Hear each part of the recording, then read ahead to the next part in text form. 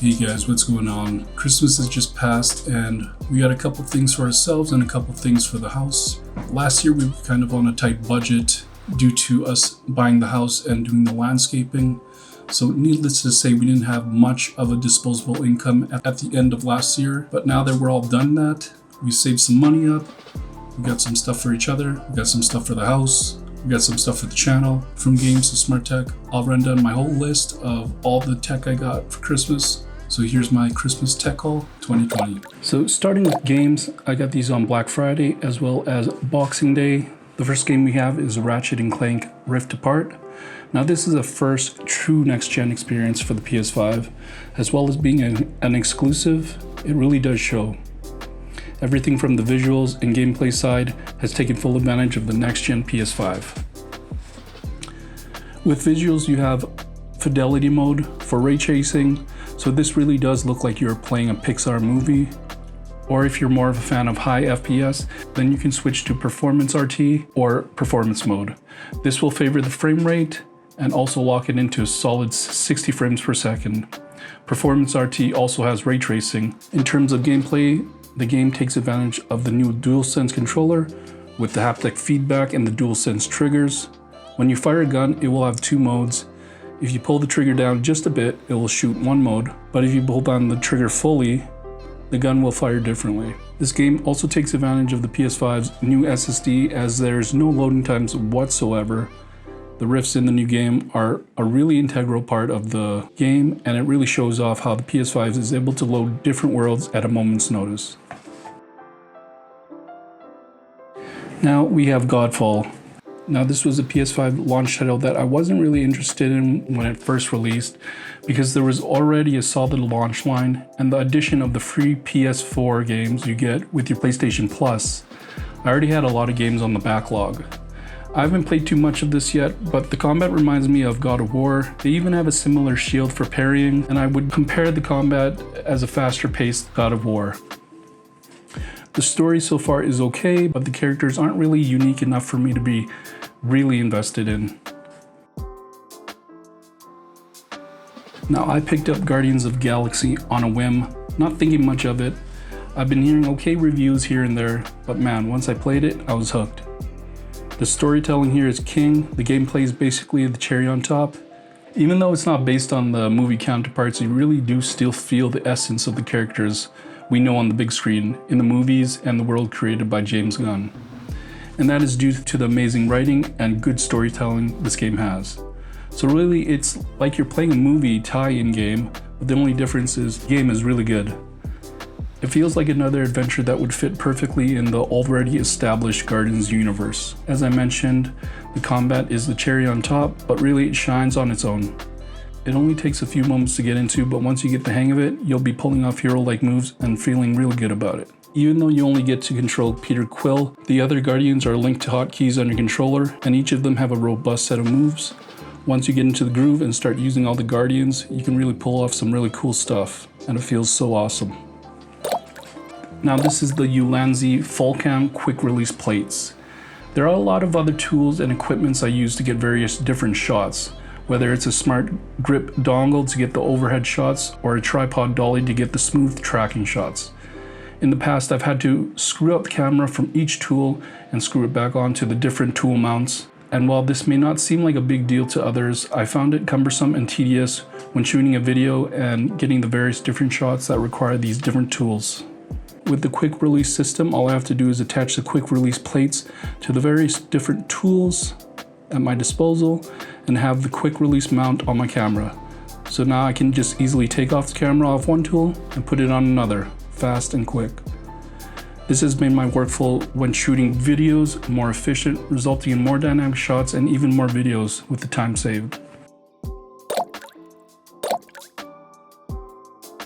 Next up, we have the Dyson V10 Animal.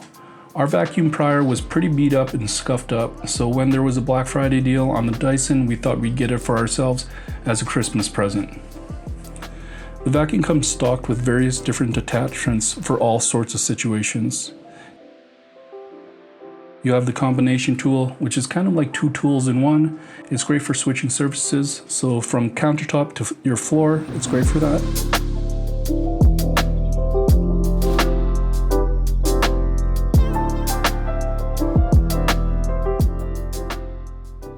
crevice tool is designed to clean narrow gaps and around edges, so it's great for getting in between those tight spaces, like in between your washer and dryer or the corners of your house.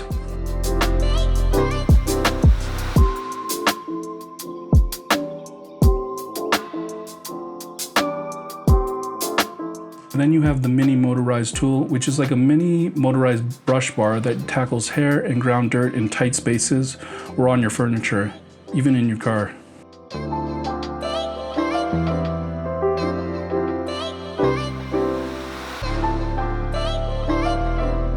And then you have the mini soft dust brush, which is a vacuum assisted dust brush for your soft surfaces and screens. So places like your desk, your blinds, it won't be too rough on it because these bristles are very soft.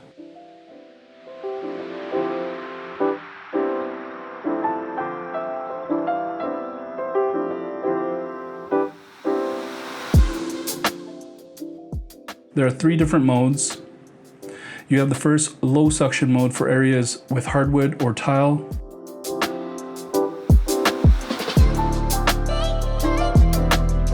Then you have a second slightly more powerful suction mode for areas such as carpet.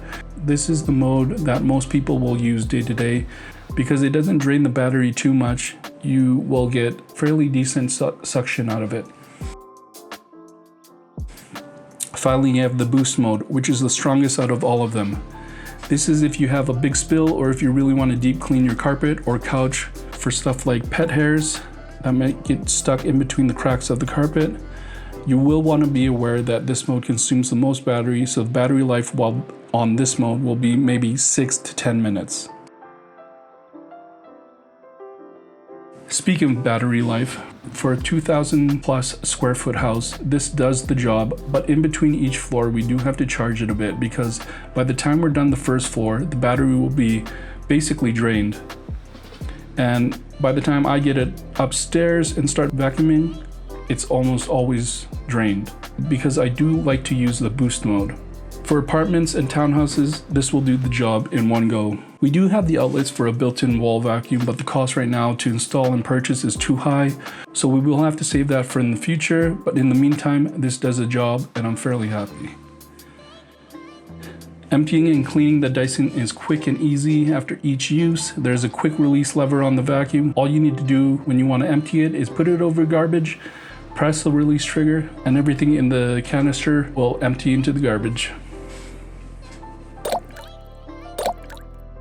Now, I already have the MX Master 3 mouse, so it's only natural that I pair it with the MX Keys.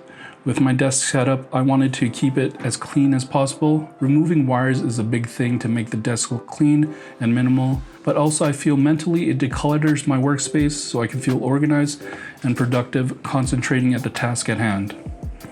I've only had it for a couple of days, but I'm sure my productivity will increase with the MX Keys. I have the MX Master Mouse 3 buttons mapped to various different shortcuts in certain programs such as the Adobe Suite, and this has already increased my workflow by a great amount already. Having the ability to map even more keys on my keyboard, I'm sure I'll find even more ways to be efficient when working in the programs. Now I'm very happy with the way it looks on my desk. The wireless combo of the mouse and keyboard makes my desk look sleek and clean. Also, the backlight keyboards at night meld well with the RGB lighting I already have lighting my desk. The minimal form factor reminds me of a Mac keyboard. Now I've worked with both Mac and PC in the past, so I'm familiar with both form factors. But if you're a fan of a mechanical keyboard, this may feel different to you when using it. It doesn't have the loud clickiness and key depth of the mechanical keyboard, but the keyboard does have weight to it, and there's a slight feedback click to every button push. The only lagginess I found is when I'm connecting the mouse and keyboard through Bluetooth, so I really rarely connect it through there anymore. I'm connected directly through the dongle receiver that comes with the mouse and keyboard. Once connected, I have had no lagginess whatsoever. Now that's not to say I do not use the Bluetooth functionality at all. When I'm writing scripts, for example, and I want to get away from my desk, I pair both the MX Keys and MX Mouse with my iPad. So now I can go downstairs or outside and keep on working. I will go over my productivity workflow in a future video because the flexibility of the MX Keys and MX Mouse has increased my productivity tenfold. So that was it, guys. Thanks for watching. If you like this video, make sure to like, subscribe, and share, and hit that bell notification for updates. And let me know in the comments below what you guys got for tech for Christmas or end of New Year or even a Boxing Day. So that's it for us, guys. Happy New Year. We out.